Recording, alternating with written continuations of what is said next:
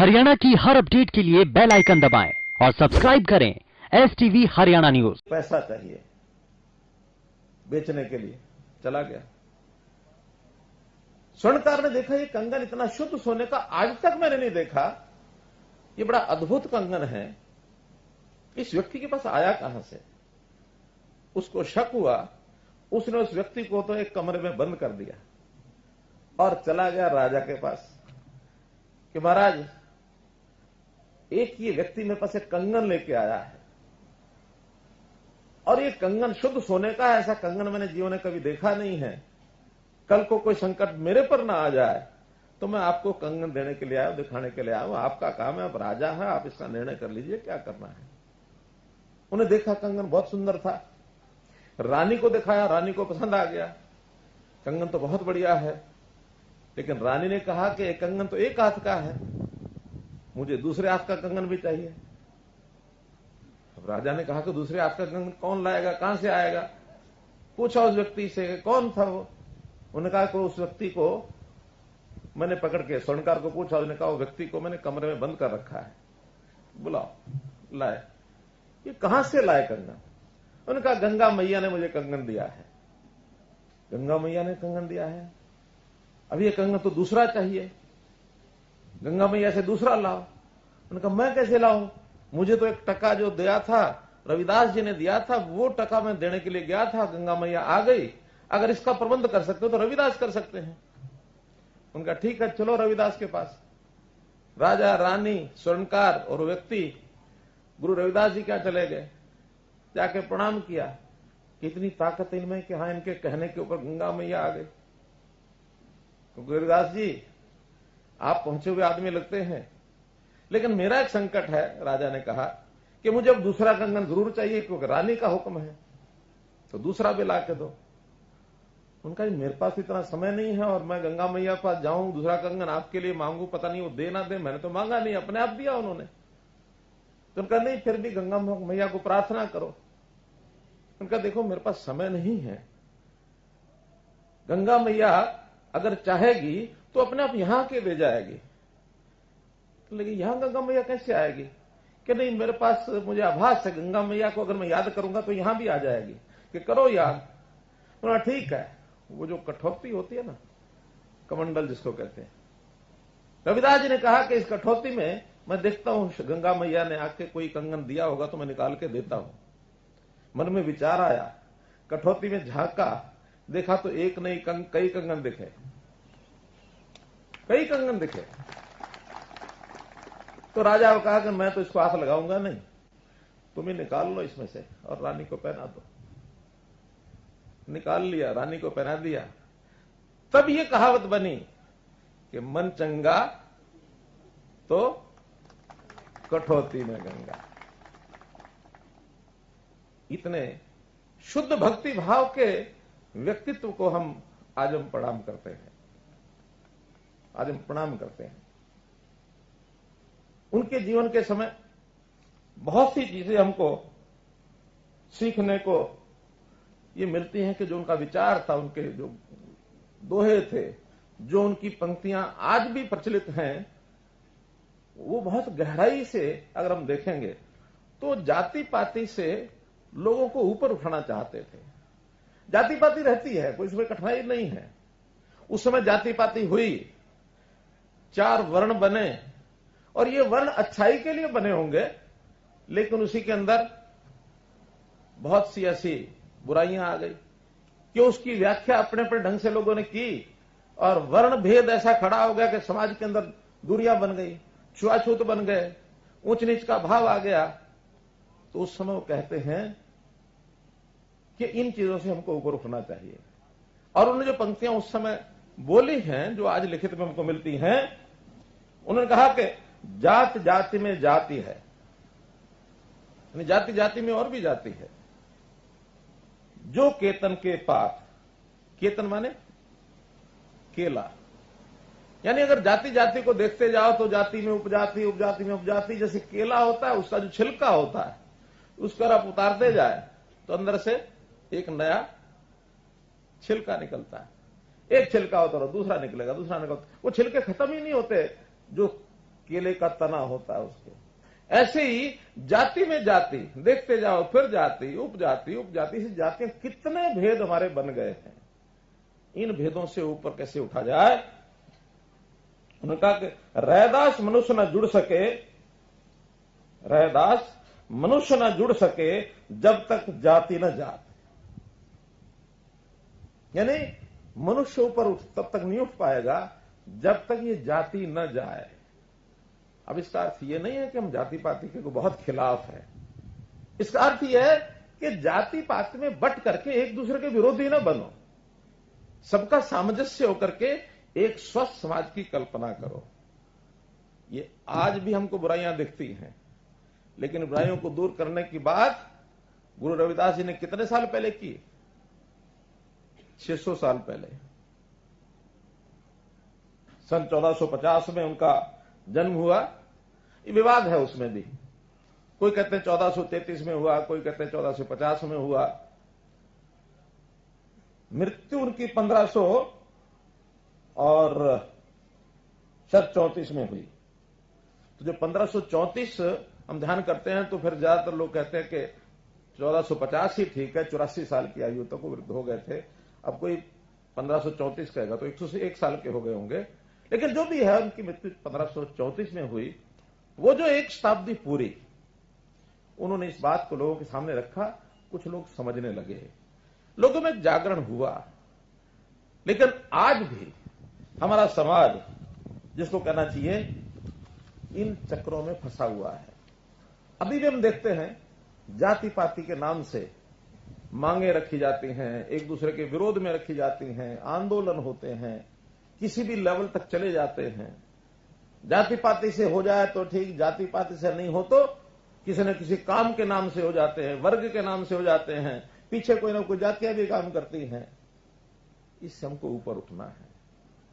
ऊपर तब उठेंगे जब हम विचार चंगा होगा, हमारा मन चंगा होगा।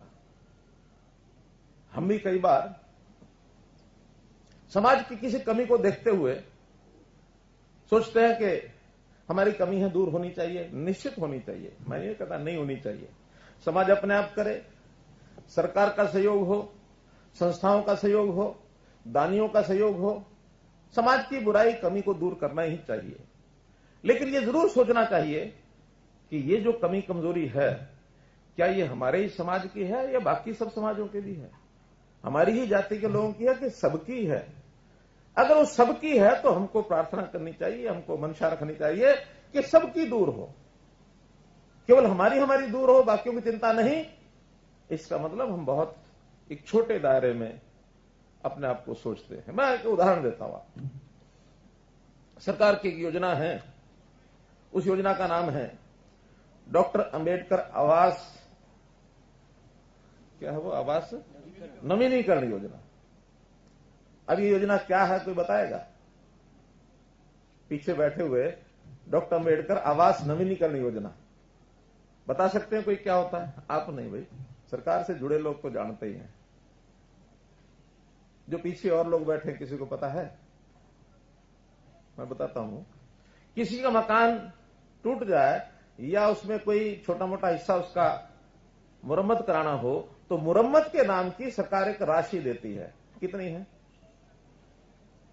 हाँ, 50,000 रुपया अप्लाई करते हैं लोग, 50,000 रुपया।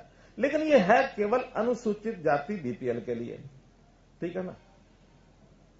अब अनुसूचित जाति बीपीएल का मकान टूटा, उसको तो 50,000 रुपए दें। लेकिन मानो कोई दूसरी जाति का बीपीएल है, बीपीएल मतलब जिसकी आय कम है, जिसके पास पैसा है नहीं, मकान तो उसका भी है, उसका भी टूट सकता है ना, उसको भी मदद चाहिए कि नहीं चाहिए? चाहिए ना। देनी चाहिए कि नहीं? देनी चाहिए ना। अब ये है सोच का विषय। मैं आज सुबह सुबह जब मेरे सामने योजना है तो मैं सोच रहा था कि ये केवल अनुसूचित जाति के बीपीएल को देने के बजाय सभी बीपीएल को दे दी जाए तो कैसा लगे?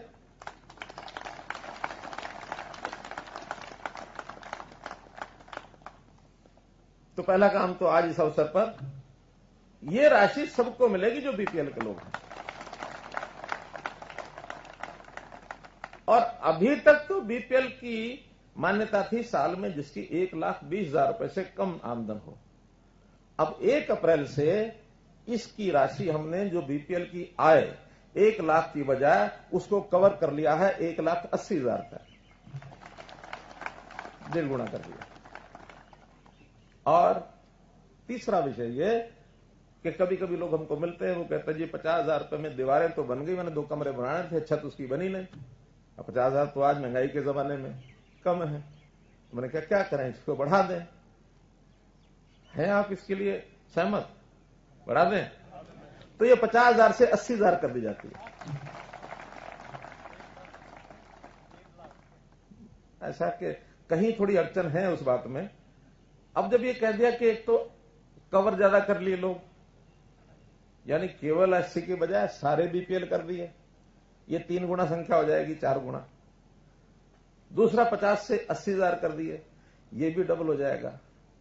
फिर जिनको पूरा मकान बनाना उनके लिए एक अलग से प्रधानमंत्री आवास योजना है।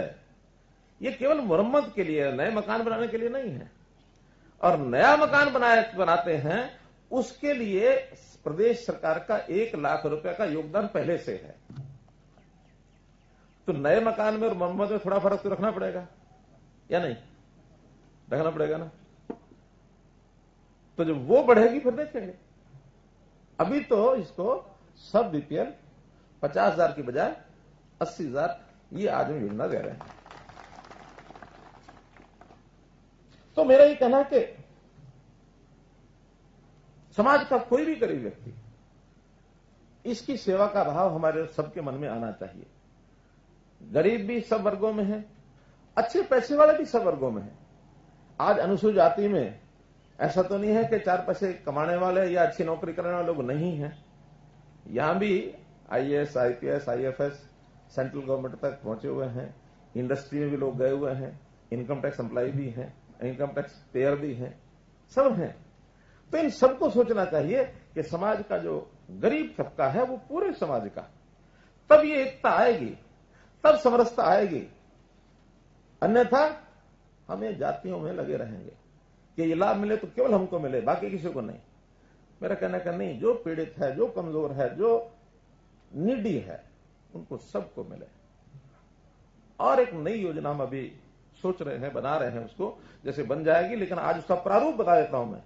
लागू योजना अगले साल की 1 अप्रैल से करेंगे। हम एक योजना बना रहे हैं परिवार पहचान पत्र की। अभी तक व्यक्तियों की पहचान तो होती है, उसकी एक आईडी होती है, आधार आईडी, लेकिन परिवारोरों की आईडी नहीं है। हरियाणा पहला प्रदेश है जिसमें हमने परिवारों की आईडी बनानी शुरू कर दी है। और ये सारा काम 65 लाख परिवारों में से लगभग 54 लाख परिवारों की आईडी बन चुकी है। सिर्फ 11 लाख बाकी है जो चल रहा है काम। उनकी आय क्या है ये भी उसमें जो स्वयं घोषित करता उसको मान रहे हैं। तो जो घोषित की जा रही है उसका थोड़ा वेरिफिकेशन भी हम करेंगे, लेकिन उसमें हम चाहते हैं कि हर परिवार की आय न्यूनतम साल की 1 लाख रुपया जरूर होनी चाहिए। अब बहुत परिवार ऐसे हैं जिनकी आय वो कहते हैं हमारी 50,000 रुपए से कम है।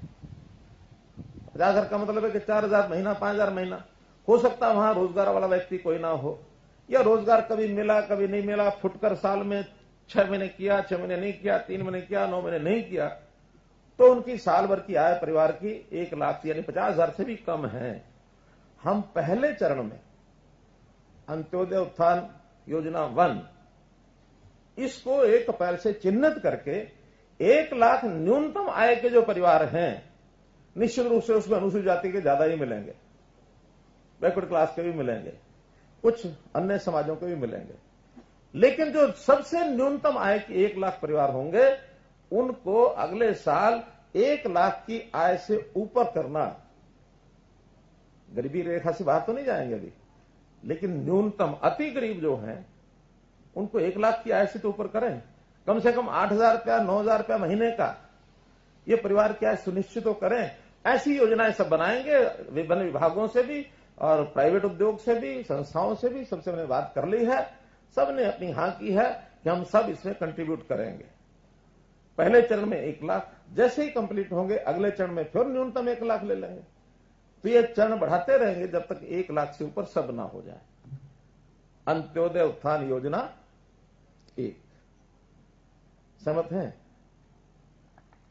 धन्यवाद। तो मेरा ये कहना है कि हम आज के दिन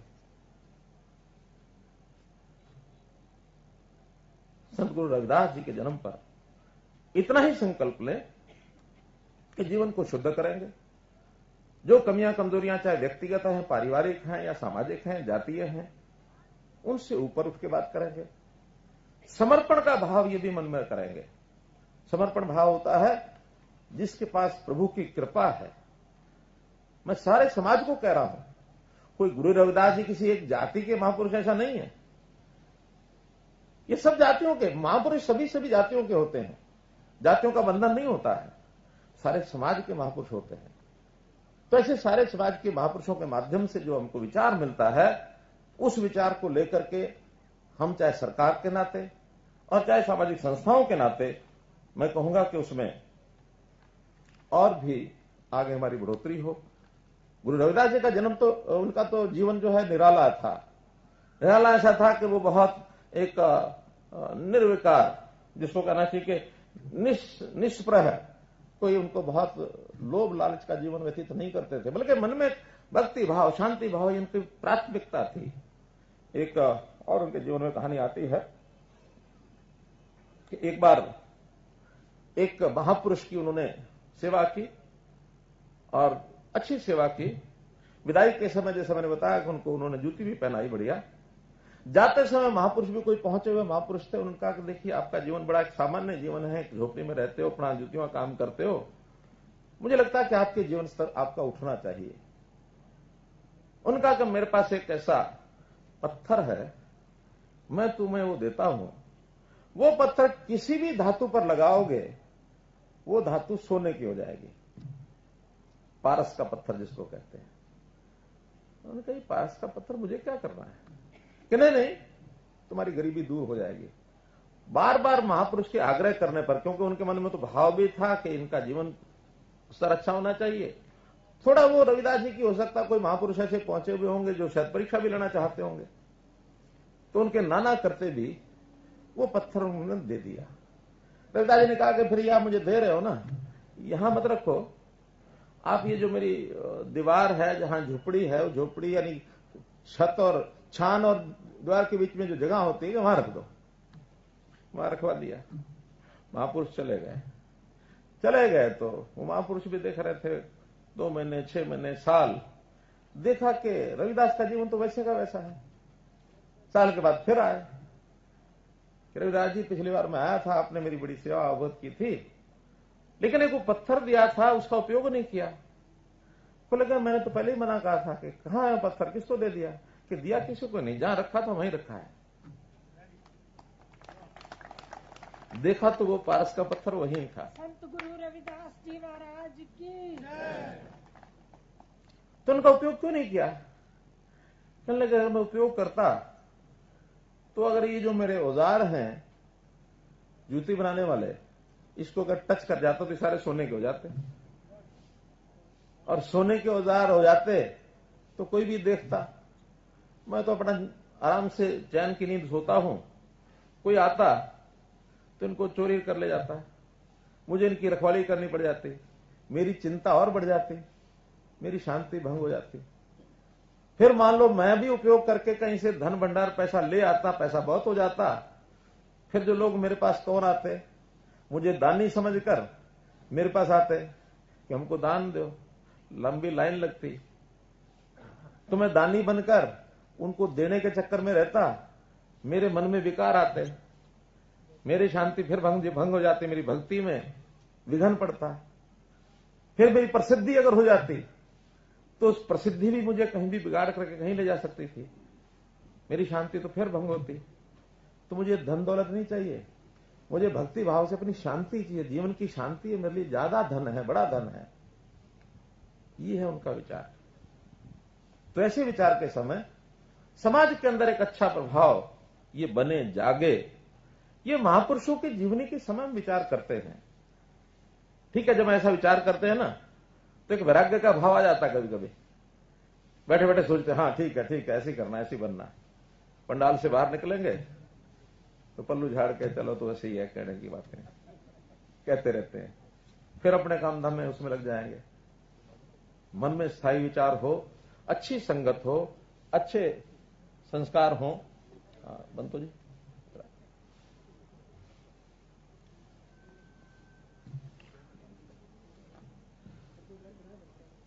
अच्छे विचार हो, ऐसा एक वातावरण हमने प्रदेश में बनाना है।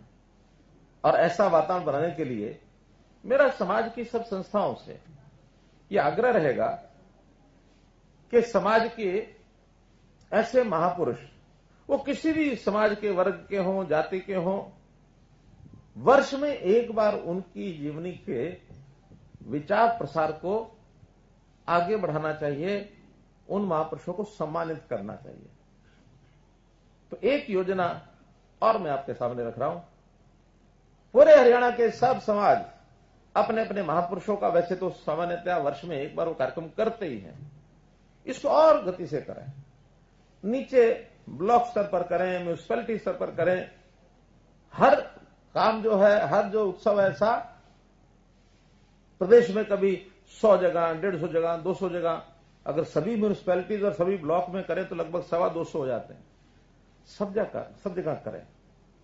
और इसमें सरकार भी एक भूमिका अपनी निभाना चाहती है। निभाना ये चाहती है कि जो समाज संपन्न है वो अपने अपने महापुरुषों का अपने आप कार्यक्रम करते हैं, बहुत करते हैं, कम नहीं करते हैं। लेकिन कुछ समाज के वर्ग ऐसे होते हैं जिनको सरकारी सहयोग की आवश्यकता होती है। व्यवस्थाएं थोड़ी बहुत दे दी जाए तो सब जगह कार्यक्रम हो जाते हैं। कहीं 20 का खर्च है, कहीं 50 का खर्च है, कहीं 70 का खर्च है, कहीं 1 लाख का खर्च है। तो इसके लिए हम जिला शायक समिति बनाएंगे।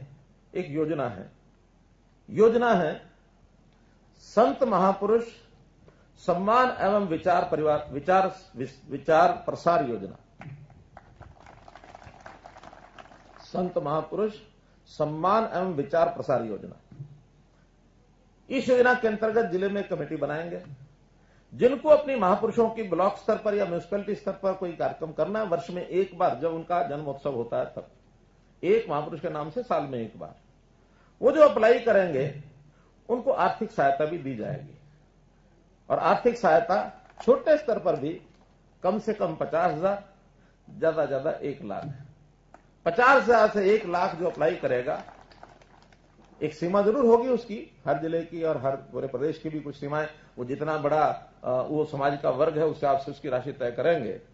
लेकिन कुल मिलाकर के पहले वर्ष में हमने इसके लिए 11 करोड़ रुपए की राशि सुनिश्चित कर दी है। तो जिलानुसार कितना कितना होना है वो सब बांट देंगे और फिर वहां जो अप्लाई करेंगे वो कमेटी है उसको फैसला करेगी। महीना या 2 महीने का समय रखेंगे, उससे पहले वो अप्लाई करें और फिर 1 महीना पहले उनको बता दिया जाए कि हाँ आपको 50,000, 70,000, 80,000, 1 लाख ये सैंक्शन है। बाकी अपने इससे ज्यादा करना चाहते प्रयास करें, वरना तो एक सामान्य कार्यक्रम इतने में हो जाता है ब्लॉक लेवल पर। उसमें कहीं 500 संख्या, कहीं 1000 संख्या। लेकिन उस महापुरुष के विचारों को प्रसारित करने के लिए